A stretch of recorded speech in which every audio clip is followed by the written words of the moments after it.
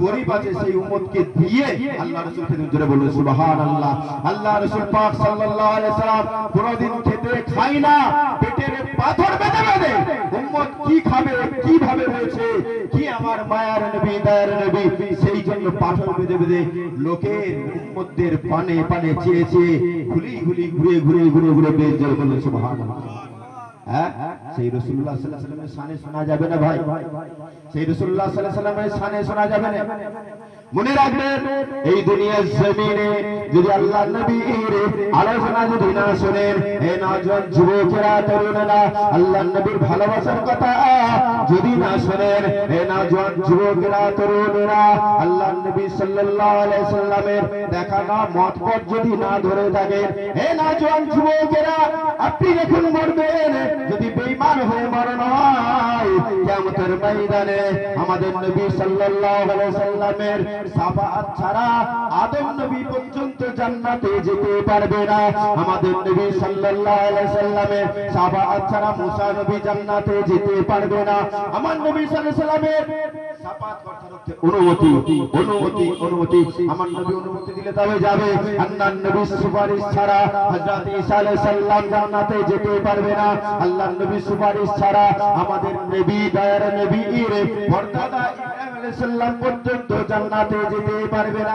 এই নওজোয়ান যুবকেরা, এই তরুণেরা, এই বাচ্চারা ভালো করে ঘন্টা খাড়া করে শোনো। এই নবী সাল্লাল্লাহু আলাইহি সাল্লাম কিয়ামতের ময়দানে যখন উঠবেন তখন যদি আপনি বলেন, হে ইয়া রাসূলুল্লাহ ইয়া হাবিবাল্লাহ, আমি দুনিয়ার জমিনে শুনেছি আপনার দয়ার নবীর উম্মত উম্মতি নাকি 500 বছর আগে জান্নাতে যাবে, বলুন জোরে বলুন, হে ইয়া রাসূলুল্লাহ ইয়া হাবিবাল্লাহ, আমার জন্য একটু সুপারিশ করুন, সুপারিশ করুন। আল্লাহর নবী সাল্লাল্লাহু আলাইহি ওয়াসাল্লাম দেখার সঙ্গে সঙ্গে আমার হাবিবুল্লাহ আমার রাসূলুল্লাহ জানটা আরো গরম হয়ে যাবে, আল্লাহ রাসূল রাগান্বিত হয়ে যাবে। দুনিয়ার জমিনে নামাজ পড়েছে কিন্তু নামাজ কাজা হয়ে গেছে, দুনিয়ার জমিনে রোজা কাজা হয়ে গেছে, দুনিয়ার জমিনে চলা বলাই হয়তো কাজা হয়ে গেছে, কিন্তু তুমি এমন একটা বান্দা জীবনে ইচ্ছাকৃত ভাবে জলসার আয়োজনে বসরে, জীবনে ইচ্ছাকৃত ভাবে নামাজ পড়রে, জীবনে ইচ্ছাকৃত ভাবে সুন্নত গুনাহ আদায় কররে, দাঁড়িয়ে রাখরে, জীবনে ইচ্ছাকৃত ভাবে যাকাত দাওনি নামাজ গুলো ছেড়েছো, জীবনে ইচ্ছাকৃত ভাবে কোনো কিছু কাজ করনে, শুধু কালি শুনেছো, গান শুনেছো, থিয়েটার শুনেছো। আজকে এই জায়গাতে যদি একটা নিয়ে এসে নাচিয়ে দেওয়া হয় কি হবে? লোক ধরা না যাবে ভাই? হ্যাঁ, মুসলমানদের অধিকাংশ আজকে মুসলমানরা কেন মার খাচ্ছে দিকে দিকে? আজকে মুসলমানদের অবস্থা খুব খারাপ। আল্লাহর কসম, যেখানে ওয়াজ করি ভাই সেখানে 150 আরো হাজার হাজার 500 উপরে লোক থাকে। মানে এমন একটা জায়গা দেখছেন বিরাট লোক হবে। আমার ভাই জানেন, আবার বলছি, ভাই ধরে হাত ধরে বলছি, আপনি নিজের দায়ী নেবেন না। আপনার কানে পৌঁছার যে জায়গা, আপনার এখানে আসা, আপনার এখানে আসা আপনার জন্য জায়েজ হয়ে গেছে। আপনি যদি না আসেন তাহলে খুব কঠিন হবে। আমার আব্বা জানেরা, ভাই জানেরা, আমার কিয়ামতের ময়দানে আমার হাবিবুল্লাহ আমার রাসূলুল্লাহ তখনই বলবে, সোহান সোহান, আজকে যদি এই দুনিয়ার জমিনে ওই কাওয়ালি ওই গান নাচে তুমি ভিড় করেছিলে, আমার শান যখন হয়েছিল, যখন কোরআনের কথা হয়েছিল, এখন তুমি দূরে চলে গেছো, এখন তোমার কুটুম ভালো লেগেছে, এখন তোমার আত্মীয় ভালো লেগেছে, এখন তোমার জামাই ভালো লেগেছে, শালি ভালো লেগেছে, এখন এত নিজেকে আয়েশ আরাম করে ফেলেছো, মেলা ভালো লেগেছে, জলসার আয়োজন ভালো লেগেছে, কিন্তু কিন্তু রাসূলুল্লাহর আলোচনা করতে ভালো লাগে না, শুনতে ভালো লাগে না, আমল করতে ভালো লাগে না। কিতাবের মধ্যে এসেছে যারা নেককার বান্দা, নেককার বান্দী হবে, যখন আল্লাহ রাসূল সাল্লাল্লাহু আলাইহি ওয়াসাল্লামের সম্মানের কথা শুনবে তাদের দিলটা বেড়ে যাবে, আমলের কথা যখন হবে তাদের দিলটা আরো তামান্না হয়ে যাবে। যারা আল্লাহ রাসূলের মুহাব্বতের কথা হবে, আল্লাহর নবী বলেন তাদের চোখ থেকে সাররা পরিমাণ টুপা টুপা পানি পড়বে, তাদের দিলটা আমি হাবিবুল্লাহ বলে দিলাম ইসকে ফানা সে রাসূলুল্লাহ হয়ে যাবে। জোরে বলো, জোরে বলো। नारे तकबीर, इसके फना फिल्लाह है। তাদের দিলটা ইসকে আল্লাহ রাসূল হয়ে যাবে, তাদের দিলটা ইসকে হাবিবুল্লাহ হয়ে যাবে, তাদের দিলটা জান্নাতের মাকাম হয়ে যাবে, তাদের দিলটা ইসকে হাবিবে মুস্তাফা সাল্লাল্লাহু আলাইহি ওয়াসাল্লাম হয়ে যাবে, তাদের দিলটা সাহাবা ওয়ালা হয়ে যাবে। দুনিয়াতে সাহাবা ওয়ালা ঈমান যারা রাখবে কিয়ামতের ময়দানে আমার নবী রাসূলুল্লাহ বলে দিলেন তাদের নূরের চেহারার মতো ঝকমক করে জ্বলতে থাকবে। আমি রাসূলুল্লাহ চিনতে পেরে ওদের বলি সুবহানাল্লাহ। আল্লাহ নবী রাসূলুল্লাহ বলেন কিয়ামতের ময়দানে আমি হাবিবুল্লাহ আমি ওদেরকে ধরে সরিয়ে দেব, ওদেরকে ছেড়ে দেব, ওদের তাড়িয়ে দেব। তবে মনে রাখবে আমি হাবিবুল্লাহ আমি বিশ্ব নবী বলে দিলাম, আমি ওই বান্দাটাকে ওই উম্মতিটাকে চিনতে পেরে যাব।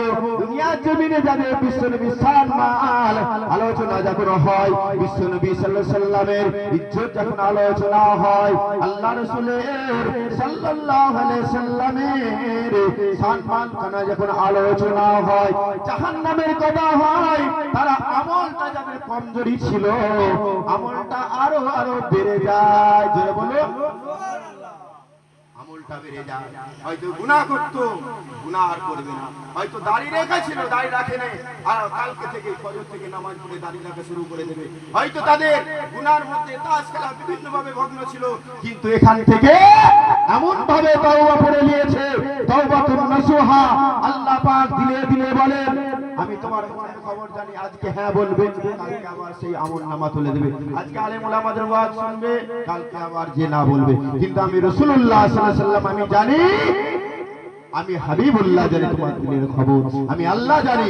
কিন্তু এই দুনিয়ার জমিনে যখন ঈমানদারদের কথা আলোচনা হবে, তাদের আকাঙ্ক্ষা বেড়ে যাবে, জাহান্নামের কথা হবে, সবকিছু গুনাহ তাওবাতিল্লাহ করে দিয়ে আল্লাহর নবী সাল্লাল্লাহু আলাইহি ওয়াসাল্লামের শানে ইসকে হাবিবুল্লাহ ইসকে মুহাম্মদ মুস্তাফা কিয়ামতের ময়দানে আল্লাহ পাকের দিদার পাওয়ার জন্য তাদের আমলটা আল্লাহ পাক আরো বাড়িয়ে ধরে বলে সুবহানাল্লাহ। दूसरी बन अल्लाहुम्मा सल्ली अला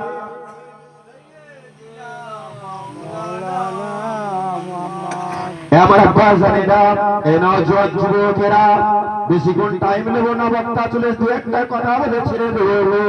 আজকে দুনিয়ার জমিনে ৭২টা ফেরকা নাকি ৭২টা ফেরকা। কোন দল আপনি যাবে, কোন দল আপনাকে যাবে, কোন দল আপনাকে জান্নাতের পথে নিয়ে যাবে? আপনারা ভালো করে মন দিয়ে শুনবেন। দুনিয়ার জমিনে এখন বলছে মিলাদুন নবী করা বেদাত, মিলাদুন নবী করা চলবে না। কি আরে মিলাদ করার অর্থ কি? আরে মিলাদ করা যদি বেদাত হয় চলবে না যদি বলে, তাহলে তাবলীগ জামাতের যে ইজতিমা করে, বিশ্ব ইজতিমা করে, আজকে আমি মাইক থেকে ফতোয়া দিয়ে গেলাম ওটাও হারাম, ওটাও চলবে না। ইজতিমা ছিল, মার্কাত ছিল, কোথা থেকে ফেলে দেবে? হ্যাঁ কোথা থেকে ফেলে? আজকে এখান থেকে এটা হচ্ছে বেদাতে হাসানা, উত্তম বেদাত, এটা আমলের জন্য প্রযোজ্য। জোরে বলুন সুবহানাল্লাহ। আল্লাহ রাসূল পাক সাল্লাল্লাহু আলাইহি ওয়াসাল্লাম দুনিয়ার জমিনে এসেছিলেন কেন আমরা মিলাদ করব? শুনেন, গাছ থেকে শুরু করে ১৮,০০০ মাখলুকাত থেকে শুরু করেছিল, বলেছিল ইয়া রাসূলুল্লাহ ইয়া হাবিবাল্লাহ, আজকে দুনিয়ার জমিনে আজকে আমি আর হাবিবুল্লাহকে পাবো, আমার নবীকে পাবো, আমাদের জন্য আমাদের কাছে যেন আসতে পারে। আবার ভোর বলেছিল আমাদের কাছে যেন আসতে পারে, পশু পক্ষী বলেছিল ইয়া হাবিবাল্লাহ ইয়া আল্লাহ আমাদের কাছে যেন আসতে পারে, আকাশ বলেছিল আল্লাহ আমাদের কাছে যেন আসতে পারে, বনের পশুরা বলেছিল ও রব্বুল আলামিন আল্লাহ পাক আল্লাহ তাআলা আমাদের বিশ্ব নবী যেন আমাদের মাঝে আসতে পারে। এতটাই পাগল হয়ে গিয়েছে। আজকে সেই সম্মান আলোচনা আজ দুনিয়ার জমিনে আমাদের হাবিবুল্লাহর শানকে বাড়ানোর জন্য আমার নবী রাসূলুল্লাহ শানকে যদি না বলি আপনারা বুঝতে পারবেন না। বুঝতে পারবেন আজকে কেন প্রয়োজন আছে? যেমন মিলাদ প্রয়োজন আছে, তেমন নবী রাসূল সাল্লাল্লাহু আলাইহি ওয়াসাল্লামের চরিত্র প্রয়োজন আছে কি না? আজকে দুনিয়ার জমিনে যদি বিশ্ব নবী সাল্লাল্লাহু আলাইহি ওয়াসাল্লাম কেন এলেন, কিসের জন্য এলেন, এটা যদি না বয়ান করা হয় তাহলে আমাদের নবীকে বুঝতে পারবেন না। না, আমাদের নবীর উপরে ঈমান খারাপ করবে, আমাদের নবীর উপরে তাসির খারাপ করবে, আমাদের নবীর উপরে অপবাদ দেওয়া হবে। হে নওজোয়ান যুবকেরা, হে তরুণেরা, হে বাচ্চারা, হে নওজোয়ান যুবকেরা, আমার নবী দুনিয়ার জমিনে এসেছিলেন নূর নিয়ে। মা আমিনা বলেন, আমার নবী হাবিবুল্লাহ যখন আসেন দুনিয়ার জমিনে, আমি আমিনা আমার পেটে লাগে না গো, আমার পেট থেকে আমার একটা রক্ত বেরোয়, মা বোনেদের প্রস্রাব হলে মা বোনেদের গর্ভ পাতলে একটা রক্ত বেরোয়, আমি আমিনা বললাম রক্ত বার হয় না। আমার নবী যখন এলেন তখন খেজুর গাছ বলেন পুরে ঘন্টা আমি আর দেখতে পাই না। আমি আমিনা তুসা দিয়া বললাম, আমি আমিনা বলে দিলাম এক প্রান্ত থেকে দুনিয়া যেখানে শেষ হয়ে গেছে, শুধু তাই নাই তাই নাই, আল্লাহ পাক আল্লাহ তাআলা দুনিয়ার জমিনে নিজ পর্যন্ত যতটা আছে আর সে আজিব পর্যন্ত যতটা সাতটা আসমান আছে, আমি আমিনা আমি দেখতে পেলাম। আমি সুদূর এ পার থেকে পার পর্যন্ত আর সে আজিব পর্যন্ত আমার নবীর নূরের উজালায় দেখতে পেয়ে গেলাম। বলে বলে তাহলে সেই মিলাদ দরকার আছে কি না? হ্যাঁ, হযরত ঈসা আলাইহিস সালাম, হযরত মুসা আলাইহিস সালাম, হ্যাঁ, হযরত আইয়ুব আলাইহিস সালাম, এদের সম্মান কি? আর আমার নবী, আমার নবী রাসূলুল্লাহ সাল্লাল্লাহু আলাইহি ওয়াসাল্লামকে যে মাটির বলবে সে মুনাফিক হবে, মাটির বিশাল আছে, মাটির নবী বলা যাবে না। আমার নবী রাসূলুল্লাহ সাল্লাল্লাহু আলাইহি ওয়াসাল্লামকে যখন আদম আলাইহিস সালামকে সৃষ্টি করা হয়নি, মাটির সঙ্গে মিশ্রিত ছিল, যখন পানির সঙ্গে মিশ্রিত ছিল, সেই সময়তে আমার রাসূলুল্লাহ সাল্লাল্লাহু আলাইহি ওয়াসাল্লাম নূরকে আমার আল্লাহ পাক আল্লাহ তাআলা আরশে আজিমের মধ্যে রেখেছিল। জোরে বলুন সুবহানাল্লাহ। আমার নবী নূর, আমার নবীর বিলাদাত আর আলোচনা করতে হবে, আমার নবীর দিকে হয়ে গেল। আর রাসূল সাল্লাল্লাহু আলাইহি ওয়াসাল্লামের এই যে বলে যে এই রাসূল সাল্লাল্লাহু আলাইহি ওয়াসাল্লাম মিলাদ আর সিরাত, সিরাত যেটা বলা হয় রাসূল সাল্লাল্লাহু আলাইহি ওয়াসাল্লামের জীবনী কি সিরুই বলে, যেমন এটাও দরকার আছে এটাও দরকার, ওটা বাদ দিয়ে নয়, ওটা যে বাদ দেবে শুনবে না, মনে গেল, ওটাও যেমন দরকার আছে সিরাত রাসূলের জীবনী দরকার। বিশ্বনবী সাল্লাল্লাহু আলাইহি ওয়াসাল্লাম জীবন দশাতে কিরকম ভাবে ছিলেন, কিনার আদর্শ কিরকম ছিলেন, উম্মতের জন্য কিরকম পাগল ছিলেন, বিশ্বনবী সাল্লাল্লাহু আলাইহি ওয়াসাল্লাম দাঁড়িয়ে রাখতেন, বিশ্বনবী সাল্লাল্লাহু আলাইহি ওয়াসাল্লাম উম্মতের মায়ায় কতটা প্রেমিক ছিলেন, বিশ্বনবী সাল্লাল্লাহু আলাইহি ওয়াসাল্লাম এই কোরআনের জন্য কতটা খিদমত করেছেন, বিশ্বনবী সাল্লাল্লাহু আলাইহি ওয়াসাল্লাম নামাজের জন্য সাহাবারা জীবন দিয়ে দিয়েছে, বিশ্বনবী সাল্লাল্লাহু আলাইহি সাল্লামের জন্য সাহাবারা জান দিয়ে দিয়েছে শুধু ইসলামকে বাঁচানোর জন্য, কলমাকে বাঁচানোর জন্য। হযরত ইমামে হোসেন নবীজির নাতি পর্যন্ত কারবালার প্রান্তরে না জীবন দিয়ে দিয়েছেন শুধু ইসলামকে বাঁচানোর জন্য। তাহলে রাসূলুল্লাহ সাল্লাল্লাহু আলাইহি ওয়াসাল্লামের আদর্শকে বুঝতে হবে। বিশ্বনবী সাল্লাল্লাহু কখনো মিথ্যা কথা বলেন, বিশ্বনবী সাল্লাল্লাহু আলাইহি ওয়াসাল্লাম গরিবদেরকে ভালোবাসতেন, বিশ্বনবী সাল্লাল্লাহু আলাইহি ওয়াসাল্লাম তাই যদি কোনো ঝগড়া হতো সেখানে যে মীমাংস করে দিতেন, বিশ্বনবী সাল্লাল্লাহু আলাইহি ওয়াসাল্লাম কাফেরদের মাঝে যখনই যেতেন কাফেররা উঁচু করে আলামিন বলে খিতাব দিয়েছিলেন। বিশ্বনবী সাল্লাল্লাহু আলাইহি ওয়াসাল্লামকে এই দুনিয়ার জমিনে কি ত্রিপিটক, কি গুরু নানক, কি সৎচন্দ্র বিদ্যাসাগর, কি রবীন্দ্রনাথ ঠাকুর, আল্লাহর নবীকে সবাই মেনে তার সিরাতের দিকেছে, তার আদর্শের দিকেছে 1,24,000 পয়গম্বর হযরত আদম আলাইহিস সালাম থেকে নিয়ে মেনে নিয়েছিল। শুধু তাই নয় তাই নয়, মাকামে মাহমুদের মধ্যে হযরত আদম আলাইহিস সালাম আল্লাহর নবীকে ইমামতি করেছিলেন। কিয়ামতের ময়দানে সেই নবী সাল্লাল্লাহু আলাইহি সাল্লামের কান্না আল্লাহ পাক ভুলতে পারবে না। বিশ্বনবী সাল্লাল্লাহু আলাইহি সাল্লামের পাগল হয়ে আদম আলাইহিস সালাম থেকে 1,24,000 পয়গম্বর পর্যন্ত নাজাত পেয়ে যাবে। জোরে বলুন সুবহানাল্লাহ। এই দুনিয়ার জমিনে বিদ্যাসাগর থেকে শুরু করে যত কবি এসেছে, যত রামায়ণ মহাভারত এসেছে, সবাই বিশ্বনবীর শান দেখে পাগল হয়ে গেছে, বিশ্বনবীর আলোচনা, বিশ্বনবীর আদর্শ দেখে সবাই একত্রে মেনে নিয়েছে আল্লাহর নবী হচ্ছেন শেষ নবী, আল্লাহর নবী হচ্ছে বিশ্বনবী। আজকে সেই বিশ্বনবী হাবিবুল্লাহ যদি দুনিয়ার জমিনে আসতো মুসলমানদের খারাপই থাকতো না। আজকে মুসলমানদের এত অরাজকতা আবার যেন বিশ্বনবীর সাল্লাল্লাহু আলাইহি সাল্লামের সেই যুগ শুরু হয়ে গেছে। জোরে বলো কি শান, কি মর্যাদা। আমার ভাইজানেরা, আমি আর বেশি কথা বলবো না, আপনাদের লোক কম, আসেন বা শেষ বক্তা চলে এসেছে। আপনাদেরকে সকলেই বলছি, বিশ্বনবী সাল্লাল্লাহু আলাইহি ওয়াসাল্লাম যেমন শান ধরবে, তেমন মিলাদ ধরবে। আজকে বলে জুলুস, এই দু একটা এই কথাটা বলে শেষ করতে হবে। জুলুস বের করা হারাম, হারাম না বলছে না? হ্যাঁ, আল্লাহর নবী রাসূলুল্লাহ, এই কানা আলেমরা সব শুনে নাও, আমাদের হুজুর বলে এই কানা আলেমরা ভালো করে শুনে, হাদিস পড়েছিস? তাফসীরে তাবারি দেখ, তারিখে তাবারি দেখ, জালালাইন দেখ, মিশকাত শরীফ দেখ, এগুলো দেখলে ভালো করে।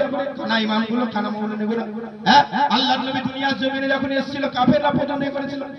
আবু লাহাব একটা সোমবার দিন রাসূল পাক সাল্লাল্লাহু আলাইহি ওয়াসাল্লামের জন্মের দিন এইভাবে চাচে, এইভাবে গালে আমন দিয়ে থাকে, আল্লাহ পাক আযাব থেকে মুক্তি দিতে বলেন সুবহানাল্লাহ, শুধু খুশির জন্য। তাহলে আমরা উম্মত কেন কপাল ফাটা?